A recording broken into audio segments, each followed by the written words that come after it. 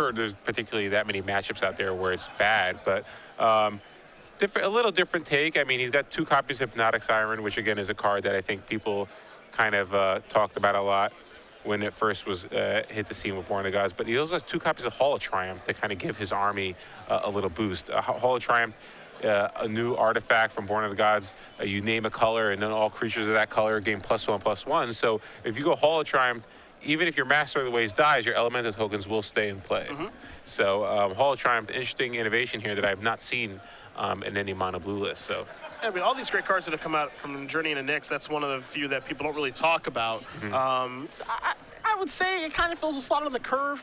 It's a 3-mana spell. It is a legendary artifact, so you can't have 2 of them in play, obviously, kind of like Spirit Heliod. But, you know, between Nightveil Spectre and Thassa, they obviously have things to do for 3 mana. But the fact that, you know, if Master Waves dies and the tokens stay around, that's pretty powerful. Yeah, that's pretty huge. So it gives you basically a huge army without having to worry about like a spot removal. Like, oh, well, they have a Doomblade for my Master. It doesn't really matter anymore. So it gives you a little bit more resiliency against a deck like Mono Black Devotion. Yeah, the thing about Mono Blue is there's just not a lot of innovation to take place with the deck. I mean, they're not really going to get a lot of new cards to be able to facilitate their game plan since they're such a devotion-based strategy. See if he's able to evolve this. There is a Frostburn Weird, so Cloudform Raptor will turn into a 1/2. Now, this is the thing that makes Mono Blue really scary, is that if it just gets these curve out draws, you know, maybe a Thassa next turn, something to do the following turn like that, then the deck feels like it's basically unbeatable. Yeah, even a Hall of Triumph would be, you know, yeah, pretty that'd be fine. See a Sylvan Carriage to come down here for Habel before passing the turn back. And there's 3 mana tapped really fast. There's Hall of Triumph. You mentioned it. Naming blue in all likelihood, he's going to attack just with a Raptor because Frostburn Weird would just be a 2-power, so Sylvan Carriage can just block it. We could see the Master of Waves thing take place in the next turn, where even if Habel was able to kill it somehow, it wouldn't actually matter. Now, of course, in the green-red deck, that's a little bit more difficult to do. Here's a Courser of Crufix. Top card can be revealed. It's a Stomping Ground. Habel going to play that right away. Going to gain 2. And, excuse me, gain 1, not take any damage, and then just pass the turn back. Guido going to draw his card for the turn. So yeah, now he can attack with both creatures. The Crufix can choose to block the Weird, but Matt can pump it up and kill the Crufix. So there's a Judge's Familiar.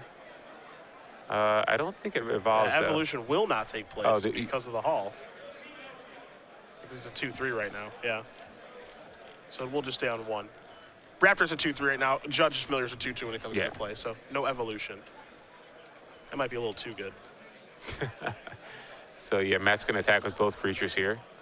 Currently, they're 2-power each because of the Hall. And here's some pumps, as Courser does not have any interest in blocking at this point, so some damage will come across here. The only thing here for Guido is that he just hasn't found one of his awesome cards to cast, which is Thassa or Master of Waves. So yeah, once Thassa. he finds that, if you can get a Thassa, that's usually going to close things out pretty quickly. Habel going to draw that Elvish Mystic. Pull a Chronos on top of the deck. Does have a land to play. You see the forest that he's about to drop down. Yeah, he's got a pretty good hand. He's got Mizzium Mortars and Domri. Courser going to come into the red zone here. Not going to do any blocking, that's for sure. Now he's going to cast Gorecline Rampage. So yeah, Blood Rush that. Looks like he's going to Blood Rush here, hit him for 6, and now cast Domri, and then fight the Frostburn Weird. Yeah, it's time to do battle. I think he's figure out exactly what he wants to kill, because like there's an argument for killing the Flyers because your deck is kind of bad against Flyers, but I think because that's providing the most devotion and can attack for the most damage, it's probably the most appealing target. So pretty good turn there for Jonathon. I also think he's pretty close to overloading Mizzium Mortars. Obviously, Matt has a Judge's Familiar, which can counter it for 1, but I think we know he has an Elvish Mystic in his hand, so if he has 1 more land with a Courser in play, he can overload and kill Matt's entire army. Domri's going to bite the dust. Raptor's going to come across to Jonathon. On follow play is going to be a Hypnotic Siren. Just pass the turn back. Yeah, so 3 2-power Flyers in play right now. Jonathon is at 10. Top card is Stormbreath Dragon. That one doesn't change too much. As you mentioned, Habel does have a land in his hand, but Judge's Familiar is kind of messing things up right now, as he would love to overload Mizzium Mortars, but he just can't. So there is a land. Gonna gain a life. Gonna tap some mana here. That's a Domri. It's time to fight something again. Going to fight Judges from there. This is like a rapid hybridization here, maybe. Oh, wow. That's pretty big. So that's a big one there. Not only does he lose his Courser, but the Judge's Familiar will stick around, so he's still going to have 2 power of flying. Now there's your Elvish Mystic. But he's still okay. Oh, as far as the Mizzy Mortars plan is concerned. Still fine. He still has a Mizzy Mortars plan. Matt now decides, now he's going to have to figure out, does he want to go after the Domri, or do I want to just go after his Life Doll? He did kill the Domri last turn. It's kind of funny. We always kind of make fun of Judges Familiar just because it doesn't really ever provide that much. It's just kind of a 1/1 flyer. It helps with devotion a little bit, but you know, it's not one of the hallmark cards of this deck, but it's actually caused quite a few problems this game with the plan of overloading Mizzy Mortars.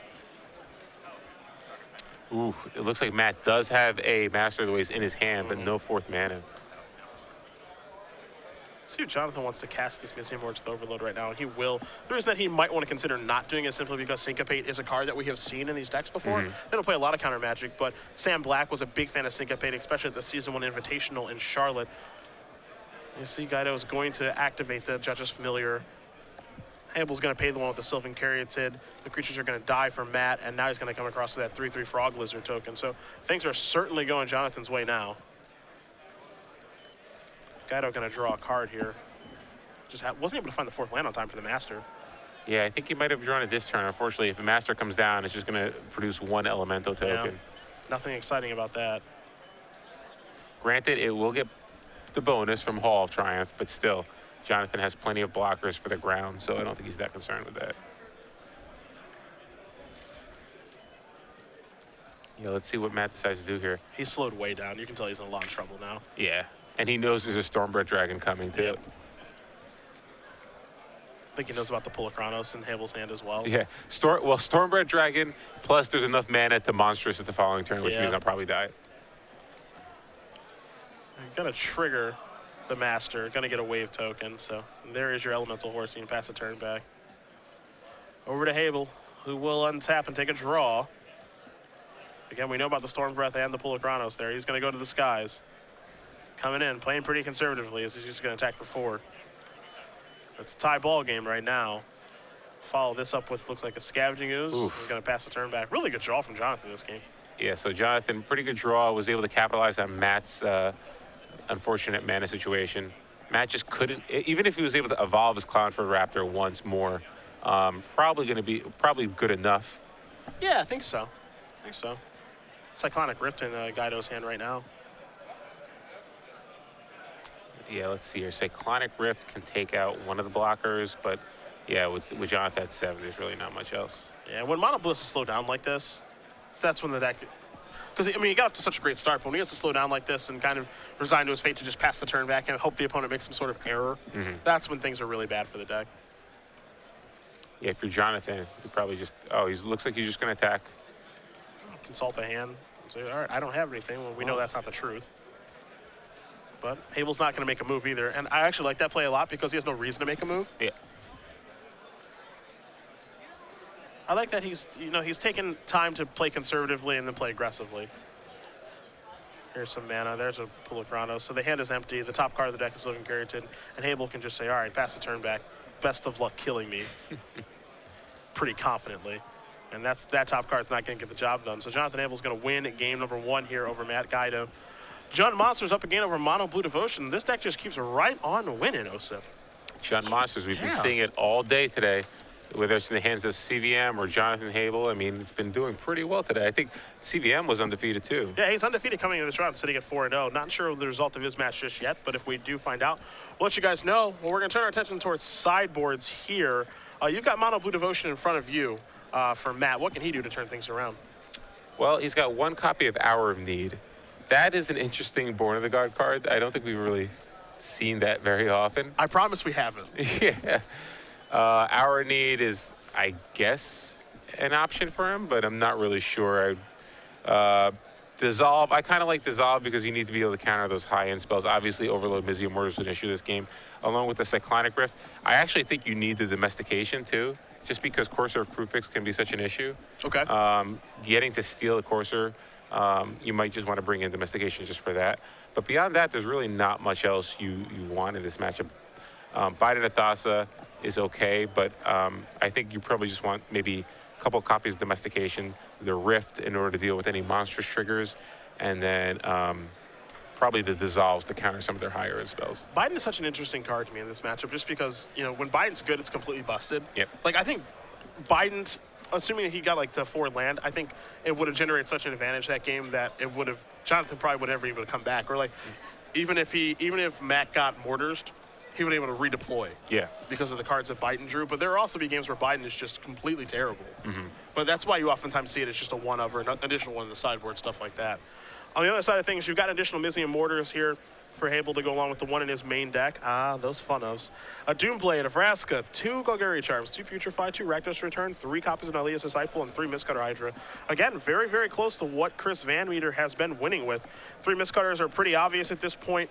The rest is a little bit interesting. I think you want additional Mortars. I think that you probably want a Doomblade so you can take care of Master. 2 copies of Golgari Charm can take care of Master and the tokens, assuming that there is no a Hall of Triumph in play. Putrefy can just kill a creature, can kill Master and stuff. The big thing here, I mean, all of these cards seem like they're pretty good, but you're overloading pretty heavily on removal. Well, and is that what you want to do? I think Xenagos the Reveler is probably pretty weak in this matchup. I also don't love Gorklan Rampager. I don't think you necessarily need it in this matchup. So I think if I could just swap out my Rampagers for Hydras, I'd be happy. And then Xenagos the Reveler, you're basically saying, okay, well, maybe a Doomblade and a Charm, maybe another Mortars, maybe it just split hedge some of my removal that way. But do you like Dreadbore or Abrupt Decay? I don't love. I think Abrupt Decay is fine. But yeah, I mean, I think you just having ways to kill Master of the Waves is probably what you want more than anything else. Just because you don't want to randomly lose to that card. Like the nut draw where they go 2 drops, Nightveil Spectre, Master of the Waves. Yeah. So that's why I kind of like the Doomblade. Abrupt Decay really doesn't help there, neither does Dreadbore. But Golgari Charm helps out a lot. Sure. So Golgari Charm and Doomblade are probably the 3 cards I'd want most of. You see behind Matt Guido is Robert Cucinato. We have seen him in the elimination rounds playing Reanimator in Legacy tournaments quite a bit. Also had a really, really nice Modern Grand Prix a couple weeks ago. Got 16th place there. So nice. He's been doing well on both series. And it looks like Matt is not happy with his hand. And Jonathon going to consult, see if he likes what he sees. And it looks like it's good enough. Doesn't look all that excited about it, but it looks like he's happy enough to keep here. He's got Domri, Mistcutter. It's a little slow. Can get tempoed out. He does have a Golgari Charm, I think, but I think if he's like, man, if I could just get 1 mana ramp creature in there, I'd be okay. Well, both these players do sideboard up. We definitely want to turn our attention to the brand new line in our Squirrel series, my friend. It is Acorn Mystic. This could be a playoff of anything. Oof. Don't want to give it away. What could it be? What could it be? Tell us at home. What could this be a playoff of? Another one of our Squirrel series collections for our creature collection. You see the playmat, the dice bag, the sleeves, the deck box, and of course Acorn Mystic tokens. You get 2 whenever you do join a Legacy Open. Available starting June 13th. And all of our opens, you can buy them on the StarCityGames.com store as well. So definitely check those out. They've been a big hit. That's why we keep making them. Hopefully you guys enjoyed this take on Stoneforge Mystic. I gave it away, sorry. Why buy a Brian Kibler playmat when you can get an Acorn Mystic playmat? There you go. Brian's people are going to talk to you about that now. His people. Yep. His people. They don't like you. They don't like you bad talking Kibler. And I only begin no 1-drop here from Matt. Just a blood grip here for Jonathon. So let's see if Matt has at least a 2-drop. If he doesn't have a 2-drop, it's not good. It's not good. It's not good. I'm sure he doesn't want to play Tidebinder Mage right now, but okay, he's got something to do. He's got a Cloudfin Raptor. A little off-curve Cloudfin Raptor, but. Yeah, Jonathon in pretty good shape here. It looks like he drew a 2-drop last turn in Scavenging Ooze, and he also has a Domri in hand too, so he could theoretically fight that Cloudfin Raptor the following turn. And that's really all you want to do. If you're Jund monsters, you want to just kill as many flyers. Even if you're going to lose your Domri, you don't care. Like you saw that in game 1. Jonathon would just wanted to expend resources to kill as many creatures as he could. Yeah, just keep their stuff off the board. Keep their devotion count low. Keep the flyers off the table too. That's really important. There's Nyland. That may have been a big draw. Here's some mana. There's a Tidebinder. All right, and so an Evolution. This is a good turn. And for 1, Habel's going to go down to 19. So Jonathon here could still fight that Cloudfin Raptor. Obviously, the ooze will stay tapped, but there's a Mutavault. This is the Mizium Orders. Take care of the Tidebinder Mage. all right. So I like that play. He's able to get that creature off the board. He's going to go to. He's at 19 right now. He can gain that life back through the Tidebinder Mage, with the Scavenging Ooze rather. Yeah, Elvish Mystic too. This is a good turn. Good Good turns from each side. See if Guido can keep up. 5 o'clock. Yeah, it's going to be tough. He's got to face Scavenging Ooze, plus he's got to deal with the Miscutter Hydra potentially next turn if Jonathon decides to dispatch it. Nykthos comes down. That's a one of. It's not looking great right now. There's just an attack with the Mutavault along with the Raptor. He does have that Cyclonic Rift, so if he can get some devotion count going, it could be pretty devastating. Unfortunately, he just doesn't have the cards in play. Abrupt Decay was picked up for Jonathon this turn. Wow, Jonathon. So Jonathon drawing basically having a really good draw this game. He has the removal he needs. He has early threats. He even has a Planeswalker. He's got to pull a Chronos as well. And now here's an attack with Scavenging Ooze. A really, really good draw here from Jonathon. If I wonder if Matt has a rapid hybridization. I would rapid hybrid that Mutavault so fast. Yeah, I'm wondering. Oh, looks like he's just gonna bounce. Okay. Okay. I would have cast rapid hybridization on my Raptor just to block the ooze. If he has one. Yeah, not sure if he has one though. So, let's see, Matt just with 2 cards left. Wow, so this is a really tough spot for him. Pretty unfortunate mulligan here. Just didn't have a lot of action. He's got a spell to cast. It's a Tidebinder Mage to shut down the ooze. Gonna evolve the Raptor into a 2/3. A little bit of devotion count as well. Now in comes the Mutavault and the attack for 4. Habel's going to go down to 12. But the doors are wide open here. Take a draw, will Jonathon. Not drawing any lands right now. Picked up a Courser. Could play Courser, try to find another land drop. Yeah, it's a little risky. I mean, he has a Abrupt Decay to kill the Cloudfin Raptor. He could also kill the Tideminder Mage if he wants to get his ooze untapped again. And he still obviously has that Palo Chronos in his hand. I think casting Courser is probably the riskiest of the play. Obviously, it has pretty good reward if you can get a land, but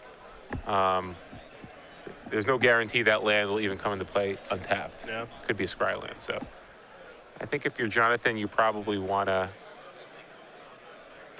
cast Palo Chronos. I was going to say, has anything really changed to make you not want to cast that? No, not really. I mean, you're at 12 now. Oh, it looks like you drew Putrefy as well. Interesting. I think that's just, I truly think that's just an effort just to keep devotion off the table, while also giving you the ability to 1, untap your ooze, but 2, to activate your ooze with the Elvish Mystic. Yeah. So I can definitely see a reason to play that. Yeah, so he's maximizing his mana. He's going to use, he wanted to use a removal spell, so then he just maximized mana instead of Abrupt Decay. And the following turn, he could, also, because his ooze will be a 3/3, he could play Domri and then fight the Cloudfin Raptor and win that fight too. So that's actually a pretty good turn. So Jonathon's just going to attack for 4 again, dropping, Matt's going to attack for 4. And here comes Nightveil Spectre. It's time to gain a life. Remove the Tidebinder Mage via Scavenging Ooze. Jonathon's going to go up to 9. Land here would be huge, a red land in particular. Or Overgrown Tomb would work. Now you can cast Abrupt Decay on the Raptor and fight the Nightveil Spectre. Yeah, that's a good turn. And he can leave the ooze back to block any Mutavaults in order to protect his Domri. So let's see what he decides to do here. Starts by taking 2. Going to go down to 7. I think he's going to find the same line that you did. Domri's going to come. That's going to do battle on the Nightveil Spectre. See if he wants the Abrupt Decay now or later. Yeah, I kind of like just casting Abrupt Decay because you're going to cast it. Why give him? Well, I mean, I guess you could respond to a Master of the Waves anyway. Yeah. So, or actually, I would cast it just because of rapid hybridization. Sure, don't let him have a 3/3. Don't let him have a 3/3. Sure. Like, there's no chance Jonathon's going to take 2 here, or at least I wouldn't expect him to. Yeah, there's Decay. I guess the other argument here to be made is how much even, like, if he's rapid hybridization your guy, how much do you even care? Like, if he's like, okay, I'll rapid hybridization my Cloudfin Raptor. Okay, fine. I'm a green deck. I can definitely beat a 3/3 on the ground. But why even give him the option? Sure. You know what I mean? He will rapid, so he'll turn the Cloudfin Raptor into a 3/3 Frog Lizard. Oh, another way to look at it, too, is that it's rapid hybridization that's not happening on your Pulachronos or your Stormbreath Dragon. That's true. So, yeah, maybe Jonathon just wanted to get the information. Now there's Cloudfin Raptor and just has to pass the turn back. So Guido's out of cards. And he's going to be in a world of hurt here. Wow. Another Domri, so he can actually uptick his Domri in play, then cast a second Domri if he wants to fight. Yeah, he could actually pump up his ooze again and then fight the beast. Top card is not a creature, so that'll stay put. Could drop down a Mist Cutter here. Could play Pulachronos. A lot of options here for the St. Louis Standard Open champion earlier this year. Really, really comfortable playing these green decks. They come into the red zone here. Looks like with Scavenging Ooze. Maybe not. Yeah, I think it's fine to be a little conservative here. Just cast Pulachronos and then pass. Really no reason to expose yourself to taking some unnecessary damage because of a top deck rapid Cyclonic Rift or something like that. But so yeah, it looks like he's just gonna attack and activate Scavenging Ooze, gaining a life, going up to 8. Now he's gonna attack for 4. Yeah, I think the goal here, if you're Jonathon, is you've got this game pretty well in hand. Mono Blue just has a pretty small range of cards in their deck to get themselves out of a situation like this. Just make sure you don't lose any of them. Yeah, because Tidebinder Mage here is huge because it evolves a Raptor, taps the blocker, and you can activate Mutavault attack for 6, dropping you to 2. So that's why I was a little concerned with attacking there, especially because you have a Mist Cutter in your hand, you know. But thankfully, Jonathon dodged anything like that, so he's able to untap, stay at 8, and now again he can activate Scavenging Ooze to gain a little bit more life. Looked like Putrefy was the draw here for Jonathon this turn too. Again, he's not yet in 2 spell per turn territory. He's getting close as he's going to come in with the Ooze and the Pulachronos. Still waiting on that Mist Cutter Hydra. Mist Cutter actually not that great in this situation just because of the Frog Lizard being green as well as Mutavault being colorless. So it is big and it forces the action of blocking. Cloudfin Raptor looks like it's going to get in front of the World Eater. Now Habel deciding if he wants to do anything else as far as activating the Scavenging Ooze is concerned. Yeah, if I was Jonathon, like, what do you have to do anything for? I mean, other than activate Ooze. Yeah, it's going to be an activation here of Oozes. Gain some life. Try to deal some more damage that way. Yeah, I'm pretty much with you as well. He doesn't have to make a move. Pulachronos is going to eat that thing. I'd probably fight the Beast token here. Get it out of the way. I mean, you don't really care about Domri at this point. See him flick the die across. That's what he's going to do. So Pulachronos is going to take that down. Just pass the turn back. With green mana available to activate Ooze, Mutavault be able to block. And an extension of the hand. Jonathon Habel going to win this match over Matt Guido. 2-0. Star City Games St. Louis Standard Open champion is off to another beautiful start this weekend. 5-0 with Jund Monsters. You know, unfortunately for Matt, I think he had to mulligan that